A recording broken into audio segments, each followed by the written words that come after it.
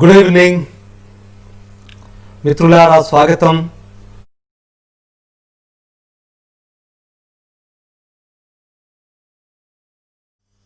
Welcome to ప్రస్థానం.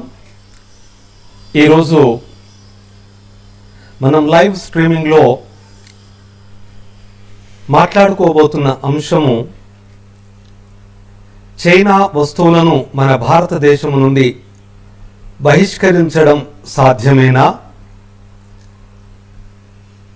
ఎవరికి లాభం, ఎవరికి నష్టం? ఈ అంశాలపైన ఇప్పుడు మనం మాట్లాడుకోబోతున్నాం. మన భారతదేశంలో ఈ మధ్యకాలంలో అప్పుడప్పుడు స్వదేశీ ఉద్యమము, అలాగే ఈ విదేశీ వస్తువుల బహిష్కరణ, ప్రత్యేకించి చైనా వస్తువుల బహిష్కరణ మీద కొంతకాలం ఉద్వేగం నడుస్తూ ఉంటుంది. ఒక ఉద్యమం లాగా ఆలోచనలు జనాలందరిలో ఆ భావాలు నిండిపోతాయి. మళ్ళీ కొంతకాలానికి మళ్ళీ అంతా మర్చిపోతాం, యథావిధిగా గడిచిపోతూ ఉంటుంది. అయితే ప్రత్యేకించి జూన్ 15న గల్వాన్ లోయలో జరిగినటువంటి మన సైనికుల మీద జరిగినటువంటి దాడి ఏదైతే ఉందో అది మన భారతీయులందరిలో చాలా ఆవేశాన్ని, ఆగ్రహాన్ని రగిల్చినటువంటి అంశం. అది చైనీయులు చాలా దొంగచాటుగా మన సైనికులను రెచ్చగొట్టి ఒక దుర్మార్గంగా, అనైతికంగా 20 మంది సైనికులు చనిపోవడానికి కారణమయ్యారు. అందులో మన తెలంగాణ వాసి సూర్యాపేట కర్నల్ సంతోష్ బాబు మరణంతో మన తెలుగు జాతి అంతా కూడాను చాలా, అయ్యో ఇంతటి వీరుణ్ణి ఇంత అన్యాయంగా పట్టున పెట్టుకున్నారు అని ఎంతగానో ఆవేదన, బాధ అనుభవించింది తెలుగు జాతి.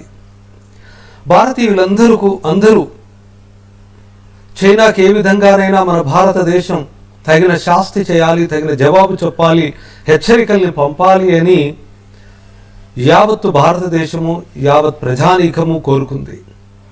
దానికి తగ్గట్టుగా ప్రభుత్వాలు వాళ్ళు చేయాల్సినటువంటి పనులు వాళ్ళు చేస్తూ ఉన్నారు, చర్చలు జరుపుతూ ఉన్నారు, సైనికంగా పోరాడటానికి ఏర్పాట్లు చేస్తూ ఉన్నారు. అది చాలా పెద్ద విషయము. వాటి గురించి మనం ఇక్కడ చర్చించుకునే అంశం కాదు.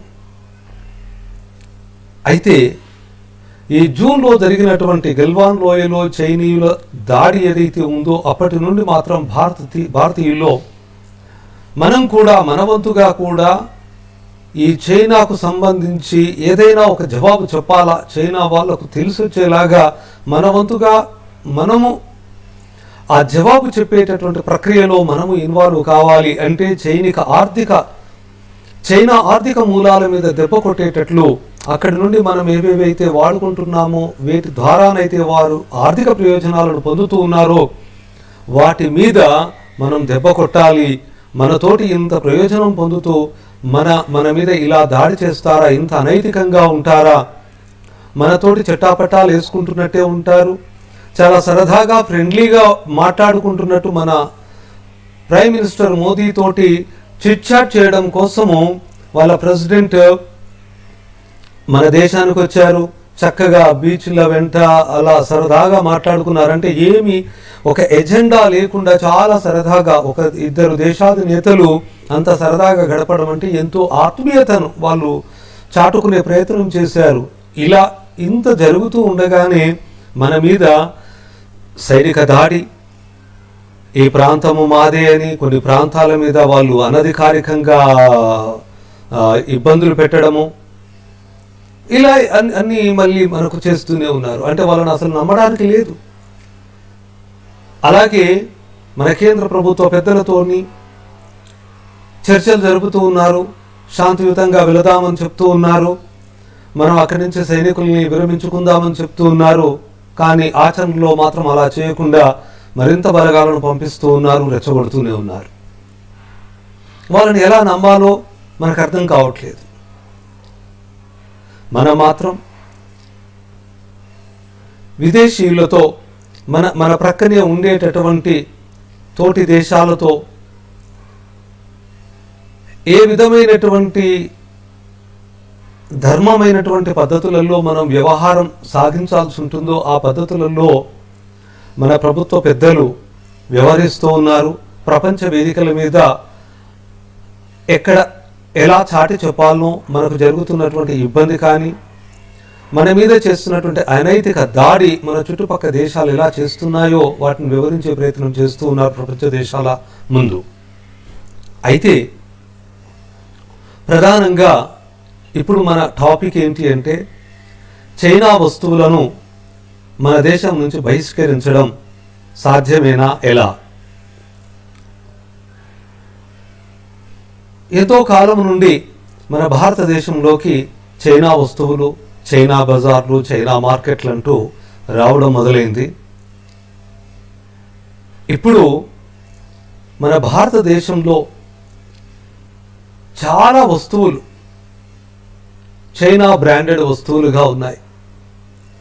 ప్రత్యేకించి మీరు ఎలక్ట్రానిక్స్ రంగంలో తీసుకున్నట్లయితే చైనా మొబైల్స్ది చాలా పెద్ద వాటా మన భారతదేశంలో వినియోగంలో ఉన్నటువంటిది.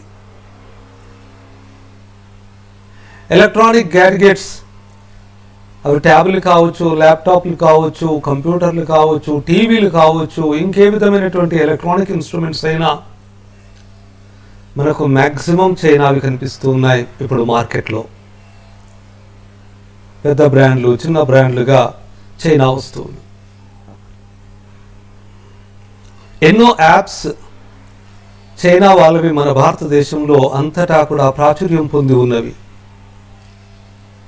అయితే మన ప్రభుత్వం ఈ గల్వాన్ లోయలో జరిగినటువంటి సంఘటన తర్వాత చైనాకు హెచ్చరికల్ని పంపించేటటువంటి ఈ విషయంలో చైనా యాప్స్ మీద నిషేధాన్ని విధించింది. చైనా యాప్స్ నిషేధించడానికి మనం చెప్పుకున్నటువంటి రీజన్ ఏంటి అంటే, మా భారతీయులకు సంబంధించినటువంటి ఇన్ఫర్మేషన్ ఏదైతే ఉందో అది ఈ యాప్ల ద్వారా చౌర్యం చేయబడుతూ ఉంది, కొల్లగొట్టబడుతూ ఉంది, దుర్వినియోగం చేయబడుతుంది మీ దేశంలో. కాబట్టి ఈ యాప్స్ను మేము నిషేధిస్తున్నాము అని 2 దఫాలుగా 224 యాప్స్ను నిషేధించింది.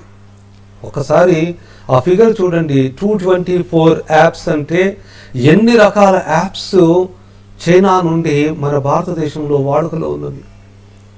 మనలో చాలా మందికి ఇవి చైనా యాప్స్ అని తెలియదు. పబ్జి గేమ్ చాలా ప్రాచుర్యాన్ని పొంది అసలు పిల్లలు ఎంత బానిసలు అయిపోయారో, అడిక్ట్ అయిపోయారు వాటికి, పిల్లలు పెద్దలు అందరూ.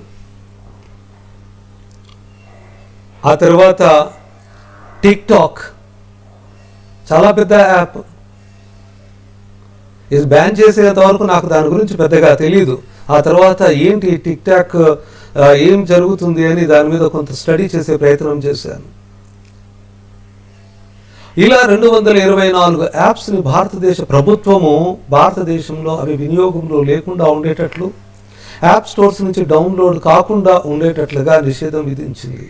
దీనితోటి చాలా పెద్దగా చైనా ఆర్థికంగా నష్టపోయేటటువంటి అవకాశం ఉంది, అది వేరే విషయం. ఇప్పుడు ఎలక్ట్రానిక్ వస్తువులు ఉన్నాయి. ఇప్పుడు పండుగ సీజన్ వస్తుంది. చాలామంది ఈ టైంలో మొబైల్స్, ల్యాప్టాప్లు, టీవీలు, అలాగే కొంతమంది వెహికల్స్ని కూడా, కార్లు, బైక్లు అవి కొనుక్కుంటూ ఉంటారు. అయితే ఇప్పుడు చూడండి, మీరు అమెజాన్ కావచ్చు, ఫ్లిప్కార్ట్ కావచ్చు, ఇంకేదైనా అన్ని రకాల ఆన్లైన్ మార్కెట్లో ఎన్ని ప్రకటనలు గుప్పిస్తున్నాయి, ఎంత డిస్కౌంట్లను ఆఫర్ చేస్తూ ఉన్నాయి, ఎన్ని అడిషనల్ బెనిఫిట్స్ని ఆఫర్ చేస్తున్నాయి, ఎంత క్యాష్ బ్యాక్ని ఆఫర్ చేస్తూ ఉన్నాయి. ఇవంతా దేనికోసం అంటే, ఇప్పుడు సహజంగా కస్టమర్లు ఈ వస్తువుల్ని కొనుక్కోవడానికి ప్లాన్ చేసుకుంటారు, దసరాకి కొనుక్కోవాలి, అదొక సెంటిమెంట్. అలాగే ఈ టైంలో ఇలాంటి వస్తువుల మీద బాగా ఆఫర్ కూడా ఉంటుంది. అంటే మార్కెట్ ఎక్కువగా ఉంటుంది, కస్టమర్లు ఎక్కువగా ఈ టైంలో వెయిట్ చేస్తారు, అలాగే మార్కెట్ కూడా ఎక్కువ ఉంటుంది కాబట్టి డిస్కౌంట్లు ఆఫర్ చేస్తాయి అన్ని రకాల కంపెనీలు. సో ఇది రెండు వైపులా కూడా అటు వాళ్ళు ఆఫర్ చేస్తారు, ఇటు వీళ్ళు ఎక్కువగా కొనడానికి ఈ టైంలో రెడీ అవుతుంటారు.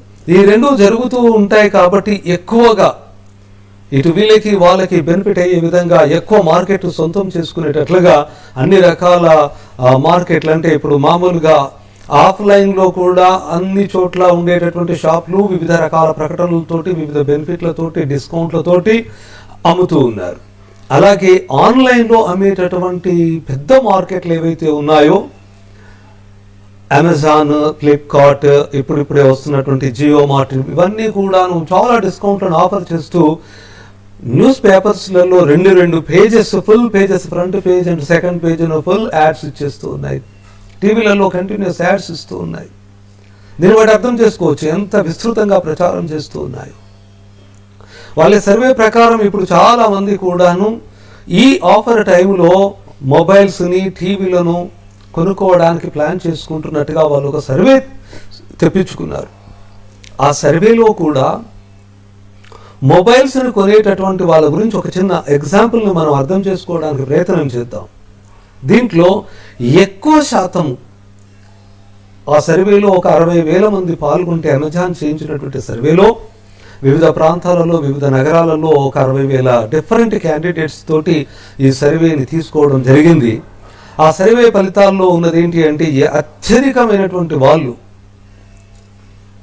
ఈ మీడియం బడ్జెట్ మొబైల్స్ కోసం, అంటే యావరేజ్గా ఒక 15,000 నుండి అటు ఒక 5,000 ఇటు ఒక 5,000, అంటే 10,000 నుండి 20,000 మధ్యలో ఉండేటటువంటి మొబైల్స్ కోసము ప్లాన్ చేసుకుంటూ ఉన్నారు. అతి కొద్ది మంది 25,000 పైన, అంటే ప్రీమియం రేంజ్ మొబైల్స్ కోసం ప్లాన్ చేసుకుంటూ ఉన్నారు. అలాగే మళ్ళీ కొద్ది మంది 10,000 అంతకంటే కొద్దిగా తక్కువ రేంజ్ వస్తువుల కోసం, మొబైల్స్ కోసం ప్లాన్ చేసుకుంటున్నారు. అంటే అత్యధికమైనటువంటి వాళ్ళు చూస్తున్నది 10,000 నుంచి 20,000 వరకు, అంటే మీడియం రేంజ్ మొబైల్స్ను ప్లాన్ చేసుకుంటూ ఉన్నారు. ఇది దేనికోసం అంటే మనం అర్థం చేసుకోవాల్సినటువంటి పాయింట్ ఇప్పుడు ఉంది. అలాగే ఓ టీవీలు కొనాలన్నా అలానే మీడియం బడ్జెట్లో, ఇంకేమైనా ఎలక్ట్రానిక్ గ్యాడ్జెట్స్ కొనాలన్నా ఇలా మీడియంలో, మరీ తక్కువైపోయి అందులో వాళ్ళకి కావాల్సినటువంటి ఫీచర్స్ లేకుండా అయితే బాగుండదు. ఫీచర్స్ అన్నీ ఉండాలి. మంచి ఫీచర్స్తో తనకు అవసరమైనటువంటి ఫెసిలిటీస్ని ఇవ్వగలిగేటువంటిది, ఫీచర్స్ ఉన్నటువంటి వస్తువై ఉండాలి. మంచిగా అన్ని విధాలుగా తను ఎక్స్పెక్ట్ చేసేటటువంటి కాన్ఫిగరేషన్ ఆ వస్తువులలో ఉండాలి. అంటే తనకు ఏవైతే పనులు చేయాలి ఆ వస్తువుతో అనుకుంటున్నాడో ఆ పనులన్నీ నెరవేరేటట్లుగా ఆ కొనేటటువంటి వస్తువు సామర్థ్యం ఉండాలి.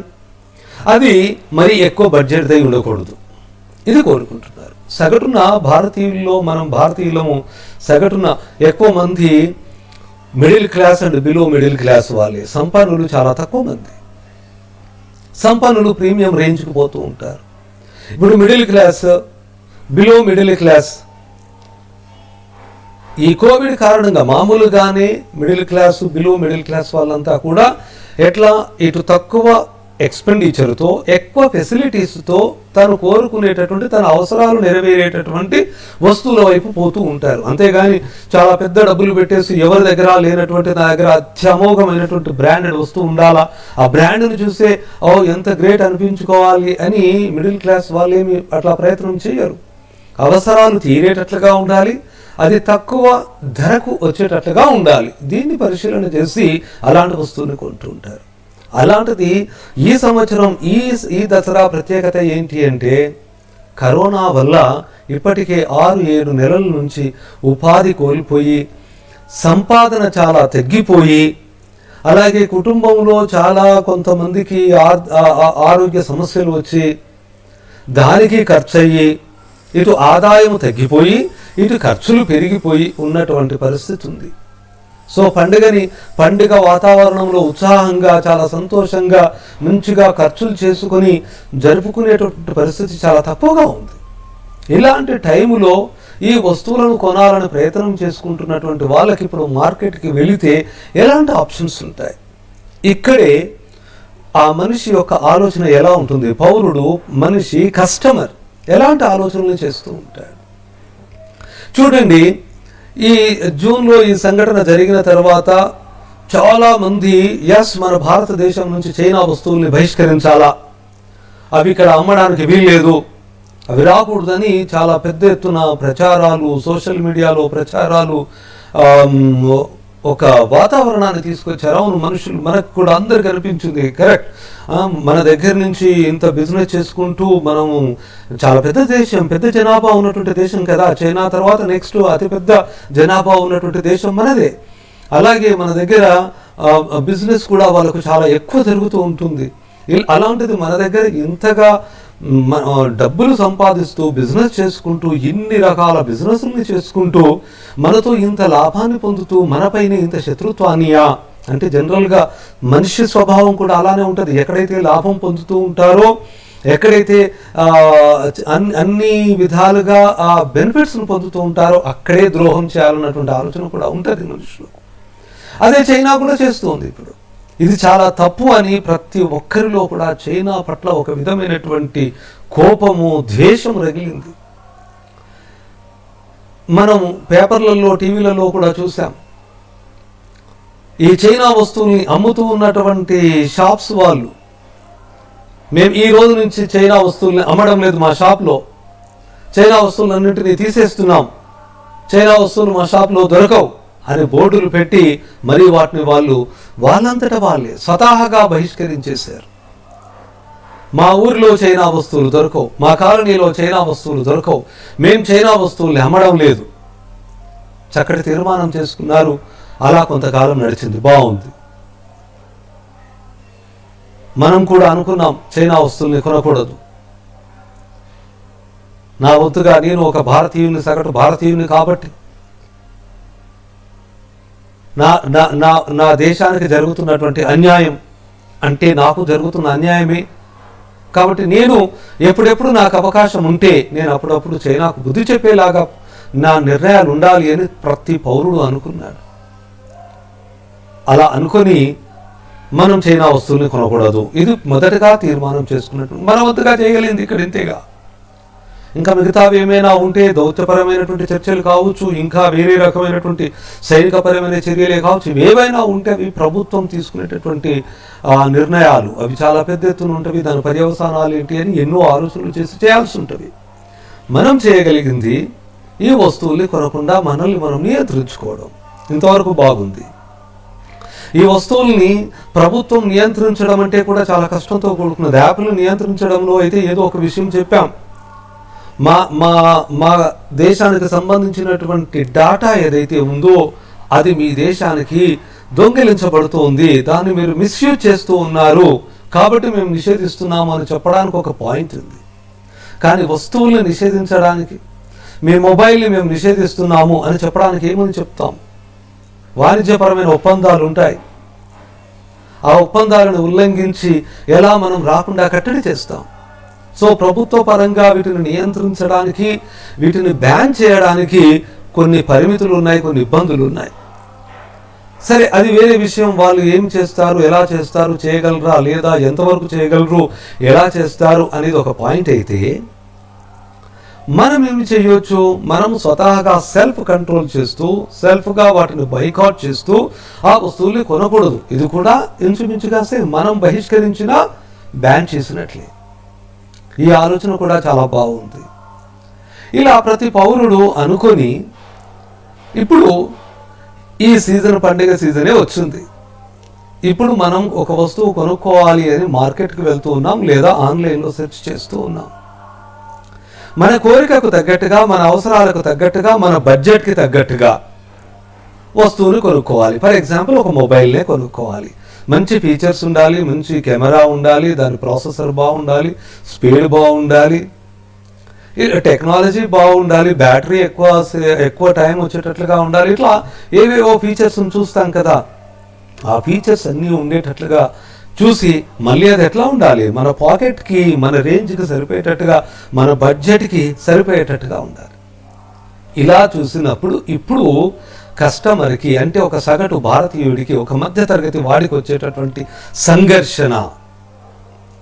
నేను కూడా గత సంవత్సరం ఆల్మోస్ట్ ఒక 15-16 months క్రితం, అంతకుముందు ఒక ఎంఐ మొబైల్ ఉండే. ఎంఐ మొబైల్ కొంచెం ఏదో టెక్నికల్ ఇష్యూ వచ్చేసిన తర్వాత దాన్ని రిపేర్ చేయించాలా, కొత్త మొబైల్ కొనాలా అన్నటువంటి సంఘర్షణ ఉన్నప్పుడు, అప్పుడే ఏదో మనకు చైనా వాళ్ళతో ఒక విధమైనటువంటి కాన్ఫ్లిక్ట్ రావడము, అప్పుడు కూడా కొంతకాలం చైనా వస్తువుల్ని మనం నిషేధించాలా, బహిష్కరించాలా అనేటటువంటి ఆలోచన, ఆవేశం రగులుతున్నటువంటి టైంలో నేను ఓకే, ఇంక ఈ వస్తువు రిపేర్ అయినా సరే దీన్ని మనం ఉపయోగించడానికి వీల్లేదు, ఎంఐ అనేటటువంటి వస్తువు మన దగ్గర నేను ఇలా బ్రాండ్ పేరు చెప్పడం తప్పు, ఇలా ఒక చైనా వస్తువు కనపడటం తప్పు అని నాకు దగ్గర ఉండకూడదు అని, ఓకే మరి నెక్స్ట్ ఏంటి అని ఆలోచన చేసినప్పుడు ఒక శాంసంగ్ మొబైల్ కొన్నాను.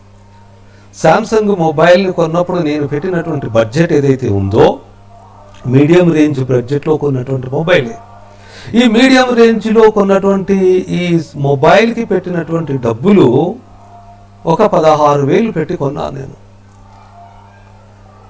ఆ మొబైల్లో ఉన్నటువంటి ఫీచర్స్ ఇంకా అంతకంటే ఎక్కువ ఫీచర్స్తో, అంతకంటే మంచి కెమెరాతో, ఇంకా అంతకంటే సొగసుగా ఉన్నటువంటి కొన్ని చైనీస్ బ్రాండ్స్కి సంబంధించినటువంటి మొబైల్స్ 10,000కు, 9,000కు, 11,000కు దొరుకుతూ ఉన్నాయి. ఒకసారి ఆలోచన చేయండి. ఇప్పుడు పండుగ సీజన్లో కొన్ని కోట్ల బిజినెస్ కాబోతోంది. సగటు మధ్యతరగతి వాడిగా ఇప్పుడు మార్కెట్లో విశ్లేషణ చేసి ఒక వస్తువును కొనుక్కోవాలనుకున్నప్పుడు ఏమేమి అంశాలను పరిశీలన చేస్తాడు? ఒకటి, తన బడ్జెట్, తనకున్నటువంటి పరిమితి. 2, తన అవసరాలు ఎట్లా ఉన్నాయి, రిక్వైర్మెంట్స్ ఎట్లా ఉన్నాయి, ఇప్పుడు మార్కెట్లో ఏమేమి అందుబాటులో ఉన్నాయి, వీటిని కంపేర్ చేసుకుంటాడు.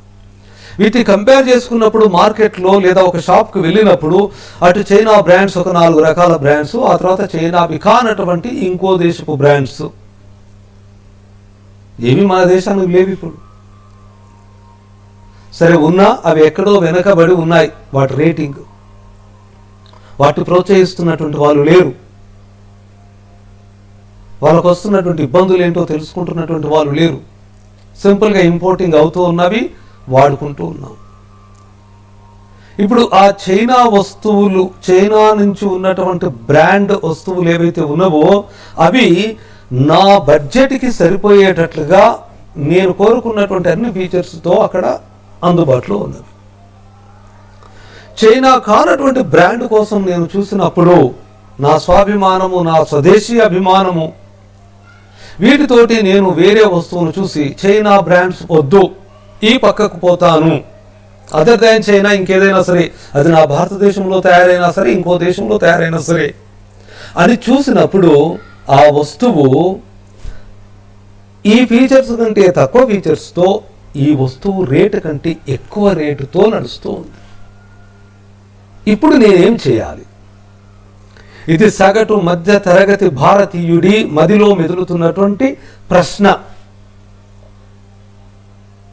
డబ్బులు ఉన్నవి, ఇంతే ఉన్నవి, నాకు అవసరం ఇలా ఉంది, నా అవసరాన్ని తీర్చే మొబైల్ ఇటు ప్రక్కన ఉన్నది, చైనా మొబైల్స్లో ఉంది, కానీ నా స్వాభిమానము, స్వదేశీ అభిమానము నన్ను ఇటు పక్కకు చూడమంటోంది. అంటే చైనా కానటువంటి బ్రాండ్స్ గురించి చూస్తే అది నా పాకెట్ కంటే ఎక్కువ ఉంటుంది. అయితే నేను ఇప్పుడు కాంప్రమైజ్ కావాలి, నా నీడ్స్కి, నా రిక్వైర్మెంట్స్కి, నా కాన్ఫిగరేషన్కి తక్కువ ఉండేటటువంటిదైనా నేను కాంప్రమైజ్ కావాలి, లేదా నా పాకెట్ నుంచి, అంటే నేను నా ఇతర అవసరాల కోసం బడ్జెట్ చేసుకున్నటువంటి బడ్జెట్లో నుండి కొంత తీసుకొచ్చో, లేకపోతే ఇప్పుడు చూడండి అన్ని రకాల ఈ మార్కెటింగ్ చేసేటటువంటి కంపెనీలు, shops 0 EMI, no interest EMI system అని తీసుకొచ్చాయి. అంటే నేను ఈఎంఐకి పోయి ఇంకొంచెం ఎక్కువ రేంజ్ పెట్టేసేసి ఆ వస్తువును కొనుక్కోవాలి. అసలే ఆదాయం తగ్గి ఉన్నది, కుటుంబంలో ఖర్చులు పెరుగున్నవి. నా రిక్వైర్మెంట్కి నేను ఇప్పుడు స్వాభిమానంతో ఎక్కువ రేటు పెట్టి కొనాలా, లేదా స్వాభిమానాన్ని నేను కాంప్రమైజ్ అయ్యి చైనా వస్తువు కొనాలా? ఎంత డోలాయమానమైనటువంటి పరిస్థితి చూడండి. సంఘర్షణ లోపల స్వాభిమానమా, లేకపోతే డబ్బులు ఎక్కువ పెట్టడమా, లేదా తక్కువ రేంజ్ది తీసుకోవడమా? ఇదొక టైపు. నేను ఎటైనా పోవాలి, లేదా నా స్వదేశీ అభిమానాన్ని పక్కన పెట్టేసి చైనా వస్తువునైనా కొనుక్కోవాలి. ఇప్పుడు నేనేం చేయాలి? ఇది సగటు మధ్యతరగతి భారతీయుడి ప్రశ్న, ఆవేదన.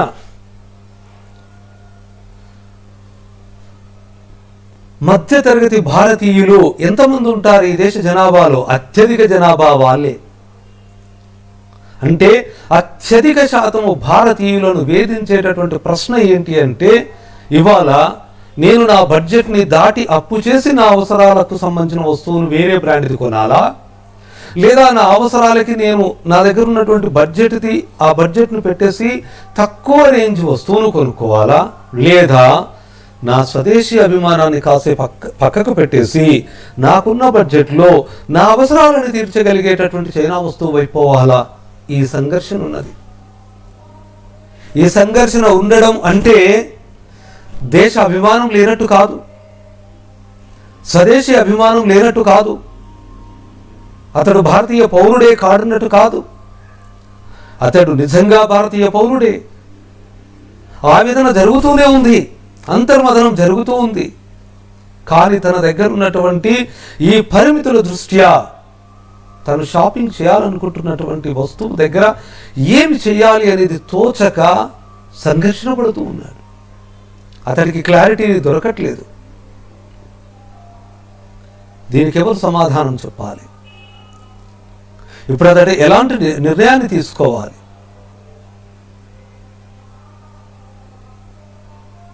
దీనికి ఎవరు బాధ్యులు? అవసరం తీరడం ముఖ్యమా?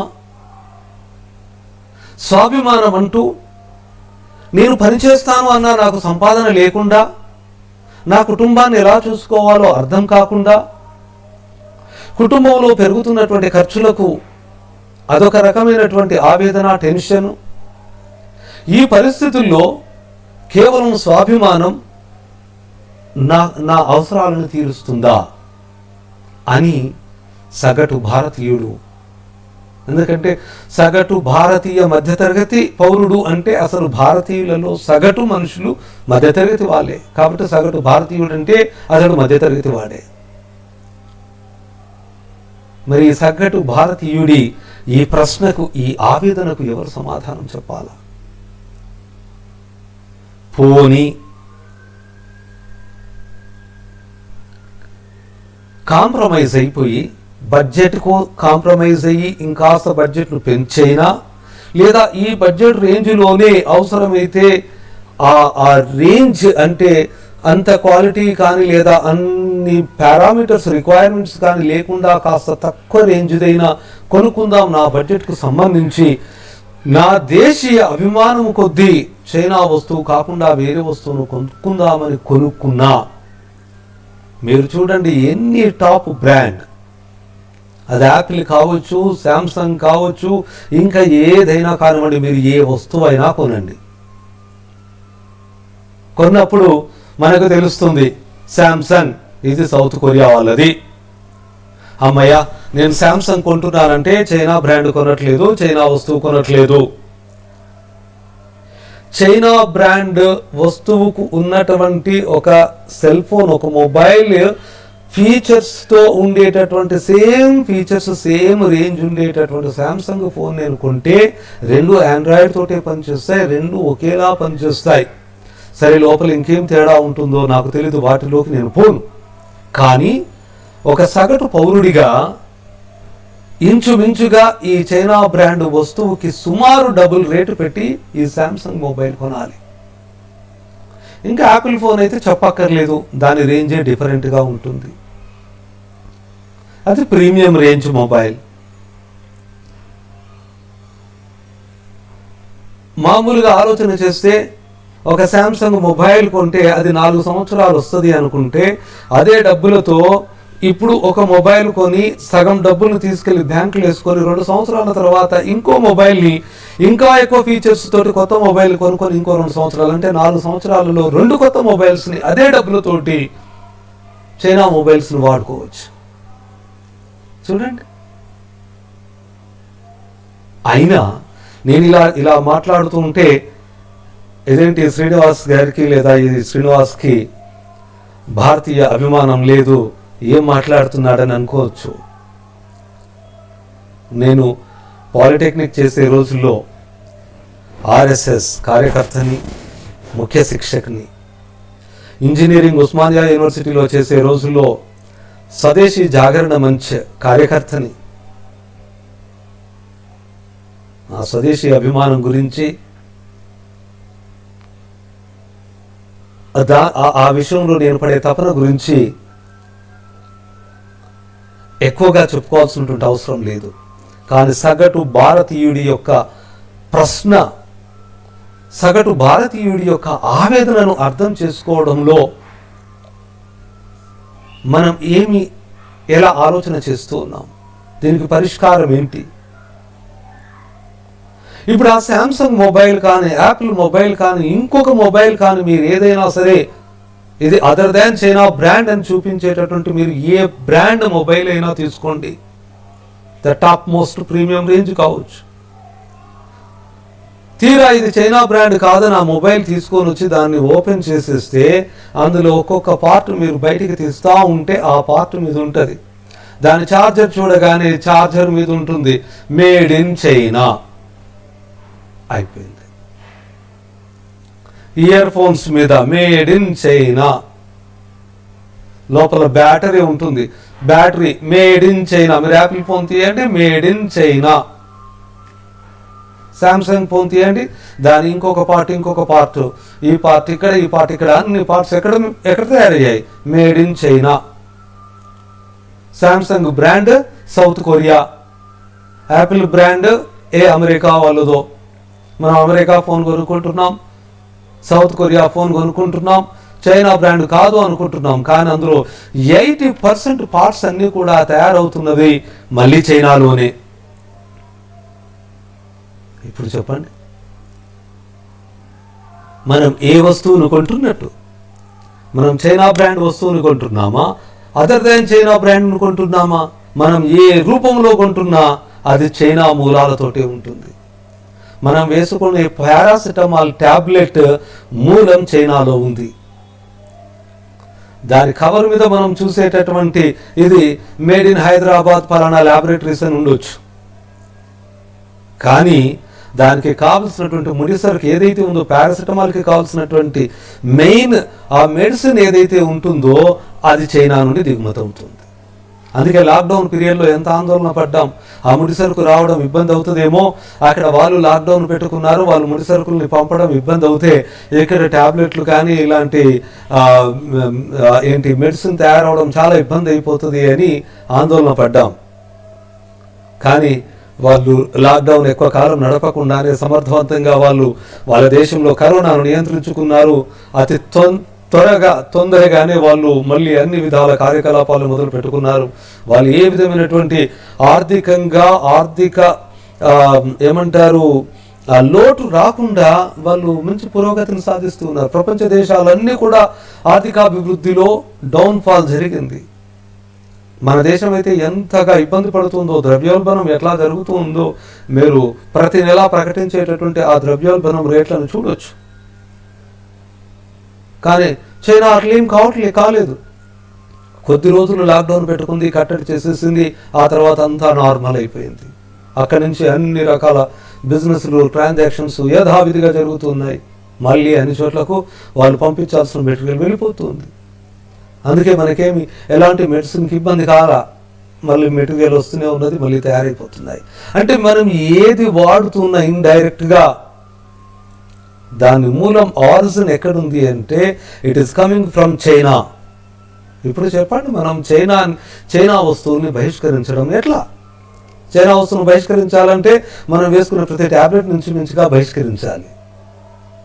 ఆ కవర్ మీద చూస్తే మేడ్ ఇన్ హైదరాబాద్ అనే కనిపిస్తుంది, కానీ ఆ మెడిసిన్ మేడ్ ఇన్ హైదరాబాద్ కాదు. జస్ట్ ఇక్కడికి వచ్చాక వాళ్ళు ఆ ఫార్ములేట్ చేసుకున్నదే మెయిన్ మెడిసిన్ అంతా కూడాను అది వచ్చింది చైనా నుండి. మరి ఇప్పుడు మనం కొంటున్నది ఇంత డబ్బులు ఎక్కువ పెట్టి లేదా కాంప్రమైజ్ అయ్యి బడ్జెట్కో లేకపోతే దాని కాన్ఫిగరేషన్కో కాంప్రమైజ్ అయ్యి మనం నాన్ చైనా ప్రోడక్ట్ని కొంటే అది నిజంగా చైనా వస్తువు కాకుండా ఉందా? లేదు. మరి చైనా వస్తువును బహిష్కరించడంలో నేను పడ్డటువంటి తపన, నేను నష్టపోయినటువంటి విషయము ఎవరికి అర్థమవుతుంది? ఇది సగటు భారతీయుని ప్రశ్న. నష్టపోతున్నాడు, కాంప్రమైజ్ అవుతున్నాడు, తీరా ఏ విధంగా చూసినా అది చైనా వస్తువు కాకుండా పోవట్లేదు. ఖచ్చితంగా అది ఏదో ఒక రూపంలో చైనా వస్తువు అవుతుంది. మరి చైనా వస్తువులు ఇంకా బహిష్కరించగలమా? చైనా వస్తువులు ఎందుకు అంత తక్కువ ధరగా వస్తున్నాయి? అక్కడ తయారయ్యి మళ్ళీ ఇక్కడికి రావాలంటే ఇంత ట్రాన్స్పోర్టేషన్ ఛార్జెస్ కూడా అవుతాయి కదా. ట్రాన్స్పోర్టేషన్ ఛార్జెస్ ఉంటే ఖచ్చితంగా యాడ్ అవుతుంది కదా రేటు. మరి అదే వస్తువు మన దగ్గర తయారవుతే, మనం తయారు చేసుకోగలిగితే, మనది ఇంత పెద్ద దేశమే, ఇంచుమించు వాళ్ళంత దేశం ఇంకో 4 రోజుల్లో మనం వాళ్ళని క్రాస్ చేసి ప్రపంచంలో పెద్ద దేశం అయిపోతున్నాం జనాభా పరంగా. మరి ఇంత పెద్ద దేశము, ఇంత జనాభా ఉంది, ఎంతో మేధో సంపత్తి ఉంది, అనాదిగా మేధో సంపత్తి ఉంది మనకు, అన్ని రంగాలలో చాలా విజ్ఞానాన్ని సంపాదించినటువంటి దేశం మనది, ఇంతమంది మేధావులుండి మరి మన దగ్గర ఎందుకు ఆ వస్తువును తయారు చేసుకోలేకపోతున్నాం? మన దగ్గర ఆ వస్తువు తయారైతే అక్కడ ఎంతకు తయారైందో మన దగ్గర అంతకే తయారవ్వాలి కదా. అలా తయారైతే అక్కడి నుంచి ఇక్కడికి రావాల్సినటువంటి ఆ ట్రాన్స్పోర్టేషన్ ఛార్జెస్, రవాణా ఖర్చులు ఇంకా తగ్గిపోయి మనకి ఆ విధంగా ఇంకా తక్కువ ధరకు దొరకాలి కదా. మరి ఎందుకు దొరకట్లేదు? మన దగ్గరే తయారవుతున్నటువంటి వస్తువు ధర ఎందుకు ఎక్కువ ఉంటుంది అంటే ఇక్కడ ఏమో జరుగుతుంది. ఇక్కడ మన ప్రభుత్వ పెద్దలు ఇక్కడ జాగ్రత్త పడాలా, ఇక్కడ నిర్ణయాలను సరిగ్గా తీసుకోవాలి. ఇక్కడనే మన దగ్గరే, మన దేశంలోనే ఆ టెక్నాలజీ అంతా కూడా ఉండేటట్లు, టెక్నాలజీకి ఏమైనా లోపం ఉందా, మేధా సంపత్తికి మన దేశంలో ఏమైనా లోపం ఉందా, ఎంతమంది మేధావులు మన దగ్గర నుంచి వలస వెళ్ళి విదేశాలలో పనిచేసి అక్కడ వీటన్నింటినీ డెవలప్ చేస్తూ ఉన్నారు. చూడండి, మైక్రోసాఫ్ట్లో మన వాళ్ళే, గూగుల్లో మన వాళ్ళే, ఎక్కడ చూసినా మన వాళ్ళే. ఆ స్థాయిలో మేధా సంపత్తి మనకుండి కాబట్టి టెక్నాలజీ పరంగా మనమే వెనకబడి లేము. మనకు తయారు చేసుకోగలిగేటటువంటి టెక్నాలజీ ఉంది, ఇంతమంది జనాభా ఉన్నారు, మరి మనం ఎందుకు తయారు చేసుకోలేకపోతున్నాం? తయారు చేసుకున్నా మనకెందుకు ధర ఎక్కువ అవుతుంది? అక్కడ తయారీ అక్కడ నుంచి ఇంత దూరం ఇంపోర్ట్ అయిన తర్వాత ఇట్లా దేశాలు మారినప్పుడు ట్యాక్సులు పడ్డ తర్వాత కూడా ఆ వస్తువు అంత తక్కువ ధరకు ఎట్లా దొరుకుతుంది? చౌకగా ఎందుకు దొరుకుతుంది? సగటు పౌరుడిగా నాకు కావాల్సినటువంటి అవసరాలను తీర్చే వస్తువు అయి ఉండాలి, అది చౌకగా దొరకాలనే కోరుకుంటారు ఎవరైనా. మార్కెట్కి వెళ్ళినప్పుడు 4 షాపులను తిరిగేది ఎందుకు? 4 చోట్ల కంపేర్ చేయడం. ఒకటి నాణ్యతను కంపేర్ చేయాలి, రెండోది అదే నాణ్యతకు తక్కువ ధరకు ఎక్కడ వస్తుందో. ఈ 2 విషయాలే ప్రధానంగా ఒక కస్టమర్కి అవసరం అవుతాయి. మరి ఇంతమంది పౌరులకు వాళ్ళ అవసరాలను తీర్చేటటువంటి వస్తువుల్ని తయారు చేసేటటువంటి విధానంలో ఈ 2 అంశాలు ప్రధాన పాత్ర వహిస్తూ ఉన్నప్పుడు వీటి మీద దృష్టి పెట్టాలి కదా. ఇక్కడ తయారు చేసేటటువంటి వస్తువులకు ఎందుకు రేట్ ఎక్కువ అవుతుంది? ఏం జరుగుతుంది? ఎక్కడ పోతుంది? ఇక్కడ తయారయ్యే వస్తువుల మీద పన్నులు పెరుగుతున్నాయా? ఇక్కడ తయారు చేసేటటువంటి సిబ్బందికి, ఆ సాంకేతిక సిబ్బందికి లేదా పనిచేసే వాళ్లకు ఏమైనా పనుల భారం పడుతుందా? ప్రోత్సాహం దొరకట్లేదా? ఆయా కంపెనీలకు ప్రోత్సాహం దొరకట్లేదా?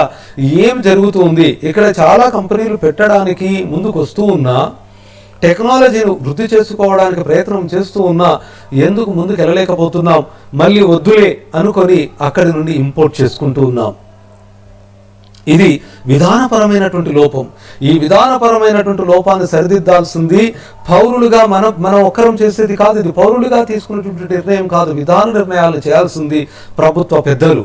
సో మన ప్రభుత్వ పెద్దలు నిజాయితీగా ఏదో ఈ 5 సంవత్సరాల కాలం గడిపేయడం ఎట్లా, ఆ తర్వాత మళ్ళీ ఓట్లను రాబట్టుకోవడానికి జనాలకు కావాల్సిన తాయిలాలను అందించడం ఎట్లా, ఆకర్షణ చేయడం ఎట్లా అనేది ఆలోచించేంత కాలము అవి రాష్ట్ర ప్రభుత్వాలైనా కేంద్ర ప్రభుత్వాలైనా మన భారతదేశాన్ని సుసంపన్నంగా, చాలా శత్రు దుర్భేద్యంగా మంచి ఉన్నత స్థాయిలో నిలబెట్టడానికి ఇక్కడ ఉన్నటువంటి వనరులను సంపూర్ణంగా సమృద్ధిగా చక్కగా వాడుకునేటట్లుగా చేయాల్సినటువంటి బాధ్యత అది ప్రభుత్వాలది.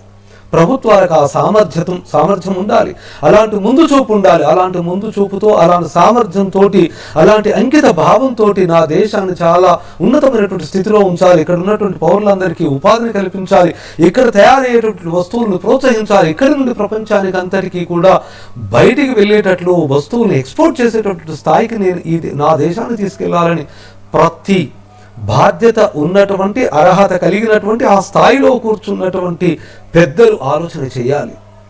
అలా పెద్దలు ఆలోచన చేసిన రోజే మన భారతదేశంలో చైనాను తలదన్నేటటువంటి టెక్నాలజీతోటి వస్తువులు తయారవుతాయి, అంతకంటే తక్కువ ధరతో వస్తువులు తయారవుతాయి. ఈ రెండు చాలా ఇంపార్టెంట్. ఆ టెక్నాలజీ అవసరం, ఆ కాన్ఫిగరేషన్ అవసరం, ఆ నాణ్యత అవసరం, అలాగే అంతకంటే తక్కువ ధరకు చౌక అనేది, అంటే బడ్జెట్ ఇంపార్టెంట్, అలాగే నేను కోరుకునే వస్తువుకు కావాల్సిన నాణ్యత, అవసరాలను తీర్చేటటువంటి ఫెసిలిటీస్, దాంట్లో ఆ స్ట్రక్చర్ ఉండాలి. అది టీవీ కావచ్చు, కెమెరా కావచ్చు, మొబైల్ కావచ్చు, ఇంకొకటి కావచ్చు. నేను ఏది కొనుక్కుంటున్నా రెండే అంశాలు నాకు ఒక కస్టమర్గా. ఒకటి డబ్బు, నేను దీనికోసం ఎంత డబ్బు ఖర్చు పెడుతున్నాను, ఈ డబ్బుకు నేను పొందేటటువంటి వస్తువుకి ఈ ప్రయోజనాలు దీనివల్ల నెరవేరేటట్లుగా ఆ క్వాలిటీ, ఆ నాణ్యత ఉన్నదా, ఇవి అయ్యేటట్లు, ఇలా తక్కువ రేట్లో తయారయ్యేటట్లు చూడాల్సినటువంటి బాధ్యత మన ప్రభుత్వాలది. ఏమి చెయ్యొచ్చు, ఏమి తగ్గించాలి, ఏ విధంగా ప్రోత్సహించాలి అనేటటువంటి విషయాలను చూస్తే అప్పుడే మేడ్ ఇన్ ఇండియా పాసిబుల్ అవుతుంది. మేడ్ ఇన్ ఇండియా సక్సెస్ కావాలి అంటే కేవలం స్లోగన్లు ఇస్తే కాదు, దానికోసం ప్రోత్సహించాలి, ఆకర్షించాలి, అందరినీ ప్రభుత్వాల తరపు నుంచి ఆ క్లియర్ విజన్ తోటి వాళ్ళ ఆ డైరెక్షన్ చూపించాలి. అప్పుడే మేడ్ ఇన్ ఇండియా పాసిబుల్ అవుతుంది, సక్సెస్ అవుతుంది. అప్పుడు ఒక మధ్యతరగతి భారతీయుడికి సంఘర్షణ తప్పుతుంది. విదేశీ వస్తువును కొనాల్సిన అవసరం రాదు, అది చైనా వస్తువైంది, ఇంకే వస్తువు కూడా కొనాల్సిన అవసరం రాదు. నా దేశంలోనే తయారయ్యి నేను కోరుకుంటున్న ఫీచర్స్ అన్ని సౌలభ్యం అవుతూ నాకు ఇంకో రూపాయి తక్కువ ధరకు దొరుకుతూ ఉన్నప్పుడు నా దేశం వస్తువును కొనుక్కుంటాను కదా. కాబట్టి ఆ దేశంది కాదు, ఈ దేశంది అనేది కాదు, ఏ దేశంది వద్దు, నా దేశంలో తయారైంది, మంచి నాణ్యతతో తయారైంది, చౌకగా దొరుకుతూ ఉన్నటువంటి వస్తువు నాకు లభించే రోజు కావాలి. దానికి తగ్గట్టుగా ప్రభుత్వాలు ప్రోత్సాహాలను అందించి అలాంటి కంపెనీలను ఎంకరేజ్ చేయాలి. అలాంటి సిబ్బందికి లేదా ఆ సాంకేతిక సిబ్బందికి, ఆ కంపెనీలకు ఏ విధమైనటువంటి ఫెసిలిటీస్ని ఇవ్వాలి, ఏమి ట్యాక్స్ ఎగ్జంప్షన్స్ ఇవ్వాలి, ఇవన్నీ ఆలోచన చేస్తేనే అప్పుడు మనం ఎక్కడి నుంచో ఇంపోర్ట్ చేసుకునేటటువంటి ఈ దౌర్భాగ్యం రాకుండా మన దేశంలో నాణ్యమైన వస్తువులు దొరికి ఏ పౌరుడు సంఘర్షణ పడాల్సిన అవసరం లేదు. ఇక్కడ మెయిన్ ఇంకొక సమస్య ఏముంది అంటే, మార్కెట్ ముందు ఇలా నిల్చున్నప్పుడు, అతడు షాపుకి వెళ్ళి ఇలా నిల్చున్నప్పుడు అతడి మనసు సంఘర్షణలో పడుతుంది. నేను ఈ బ్రాండ్ వైపు వెళ్ళనా, ఈ బ్రాండ్ వైపు వెళ్ళనా, ఈ బ్రాండ్ నా బడ్జెట్కు నేను కోరుకున్న ఫీచర్స్తో దొరుకుతుంది చైనా బ్రాండ్, ఇటు వెళితే నా బడ్జెట్లో నేను కోరుకున్న స్థాయి దొరకట్లేదు, లేదా ఆ స్థాయిది కావాలంటే నేను మళ్ళీ ఇంకా ఎక్కువ డబ్బులు అప్పు చేయాల్సి వస్తుంది, లేదా ఇంకోటి చేయాల్సి వస్తుంది. బడ్జెట్ పెరుగుతుంది, బడ్జెట్ పెరగడం నాకు చాలా భారం అవుతుంది. ఇప్పుడు నేనేం చేయాలి, ఏదన్నా కాంప్రమైజ్ అవ్వాలి, లేదా ఇదైనా అయితే స్వాభిమానాన్ని, స్వదేశీ అభిమానాన్నన్నా నేను తాకట్టు పెట్టాలి, లేదా నేను కోరుకున్నటువంటి స్థాయి వస్తువు కాకుండానైనా, లేదా నా బడ్జెట్ని పెరిగే విధంగానైనా నా ఆలోచనను మళ్ళీ మార్చుకోవాలి. ఇక్కడ చూడండి ఎంత సంఘర్షణ. అసలు ఈ సంఘర్షణ లేకుండా నా దేశంలో నా వస్తువే, నాకు అన్ని దేశాల నుంచి వచ్చేటటువంటి ఏ వస్తువు, ఏ బ్రాండ్ కంటే కూడా సలక్షణంగా మంచి క్వాలిటీతో, నాణ్యతతో దొరికేదయ్యి, ₹1 తక్కువకే దొరికేదైతే అసలు నాకు ఈ ఆలోచన ఎందుకుంటే చక్కగా వెళ్ళి నా దేశపు వస్తువుని చూపించండి, మేడ్ ఇన్ ఇండియా బ్రాండ్ని చూపించండి అని నా దేశపు బ్రాండ్స్ని చూసుకుంటాను కదా. అలాంటి రోజు రావాలి. అలా వచ్చిన రోజు ఏ భారతీయ పౌరుడు సంఘర్షణకు గురికాడు, ₹1 మిగులుతుంది, మంచి నాణ్యమైన వస్తువులు వస్తాయి. నా దేశంలో వస్తువులు తయారవుతూ ఉంటే, నా టెక్నాలజీ ఇంకా బయట దేశానికి వెళుతూ ఉంటే, నా దేశంలోని ప్రతి పౌరుడు టెక్నాలజీ పరంగా, సాంకేతిక పరంగా వృద్ధిలోకి వస్తూ చాలా మందికి ఉపాధి దొరుకుతూ ఉంటే, అసలు శ్రమైక సౌందర్యం అనేది ఈ భారతదేశంలో వెళ్ళి విరుస్తూ ఉంటే ఎంత గొప్పగా ఉంటుంది. అది కదా దేశ అభివృద్ధి అంటే. మనుషుల్ని సోమరిపోతుల్లా తయారు చేయడం కాదు, మనుషులకు ఏవో తాయిలాలు ఇచ్చేసేసి మేము ఆదుకుంటున్నాము కాదు. మనం మామూలుగానే చిన్నపిల్లలకు నేర్పుతూ ఉంటాం. ఆకలేసినప్పుడు పోయి చేపపిల్లను పట్టివ్వడం కాదు, చేపపిల్లను ఎలా పట్టుకోవాలో నేర్పడము, అది నిజమైనటువంటి ఆకలి తీర్చే పద్ధతి అనేది ఒక సామెత. అలా ఏదో దీనికి ఇది మేము గెలిస్తే ఇది, లేకపోతే ఈ సీజన్ రాగానే మీకు ఇది అని తాయిలాలు ఇస్తే ఆ తాయిలాలను పొంది మరి అతడికి ఉన్నటువంటి శక్తి సామర్థ్యాలను, ఆ టాలెంట్స్ని, అతడి వల్ల ఈ భారతదేశము రాబట్టుకోవాల్సినటువంటి ఏదైతే వర్క్ ఉందో అదంతా కూడా నిష్ప్రయోజనం అవుతుంది కదా, మిస్యూజ్ అయిపోతుంది కదా. ఇంత జనాభా ఉండి ఇంత జనాభా వల్ల ఎంత వృద్ధి, ఎంత శ్రమ, ఆ శ్రమ ఫలితం రావాల్సిందో ఆ శ్రమ ఫలితం రాకుండా పోతే ఈ దేశం నష్టపోతున్నట్టు కదా.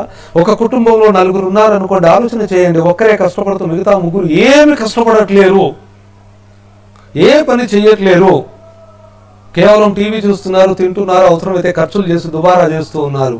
పరిస్థితి ఎలా ఉంటుందో ఆ కుటుంబం గురించి ఆలోచన చేయండి. దేశం కూడా అంతే.